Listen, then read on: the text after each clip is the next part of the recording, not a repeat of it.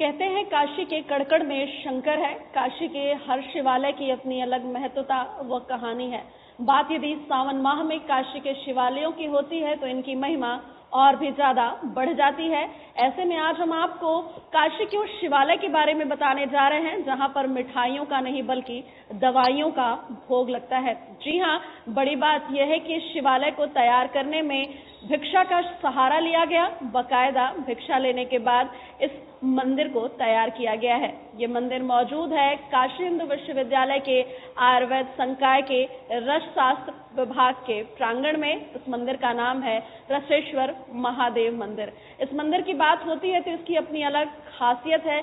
यहाँ पर बकायदा जो भी औषधियाँ दवाइयाँ तैयार की जाती हैं सबसे पहले रसेश्वर महादेव को अर्पित की जाती हैं। जी, ऐसा हमारे शास्त्रों में वर्णित है कि अगर कोई भी औषधि हम बनाते हैं रसशास्त्र में या भैषज कल्पना में, उसको सबसे पहले हम रसेश्वर महादेव को चढ़ाते हैं, अर्पित करते हैं। और वो मेडिसिन बनने के बाद और मेडिसिन बनाने के पहले की जो प्रोसीजर है सबसे पहले रसेश्वर महादेव की पूजा करते हैं। उनको उसका रॉ मटेरियल और फाइनल जो प्रोडक्ट है उसको अर्पित करते हैं। जैसे रस सिंदूर हम बनाते हैं, भस्म में जैसे लौ भस्म हो गई, ताम्र सिंदूर हो गया, और बहुत सारी टैबलेट्स हैं, बहुत सारी वटी हैं, वो बनाते हैं। तो वो सब हम पहले रसेश्वर महादेव को चढ़ाते हैं। उसके बाद हम लोग प्रोसीजर स्टार्ट करते हैं। फाइनल जो प्रोडक्ट बन जाता है तो भी हम फिर उसको आके रसेश्वर महादेव को चढ़ाते हैं। इस बारे में मंदिर को तैयार करने वाले विभाग के प्रोफेसर बताते हैं कि इस मंदिर को तैयार करने में आयुर्वेद संकाय के सभी लोगों का साथ रहा।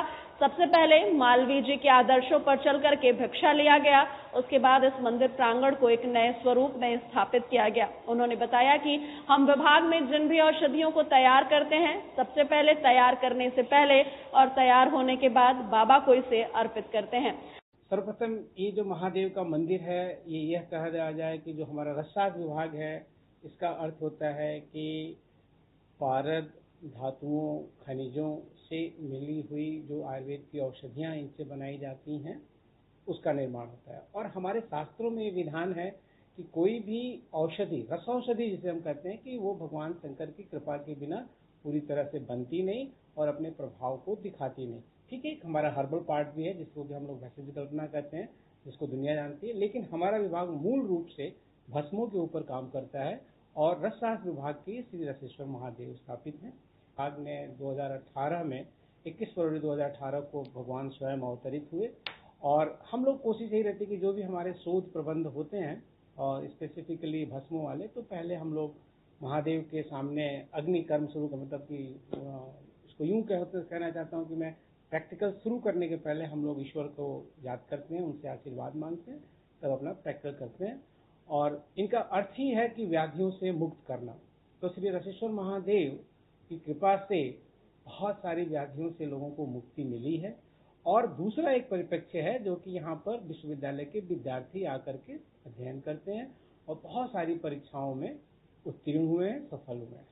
बताते चले कि ये मंदिर अपने आप में इसलिए भी खास है क्योंकि ये मंदिर का जो परिसर है वो विद्यार्थियों के लिए ओपन लाइब्रेरी के रूप में जाना जाता है।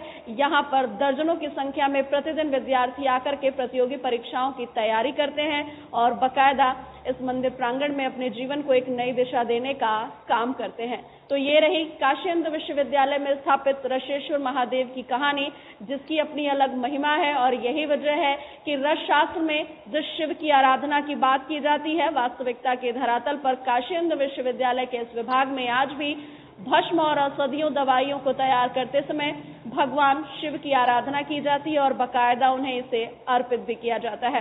कैमरा पर्सन मनोज के साथ प्रतिमा तिवारी, ईटीवी भारत, वाराणसी।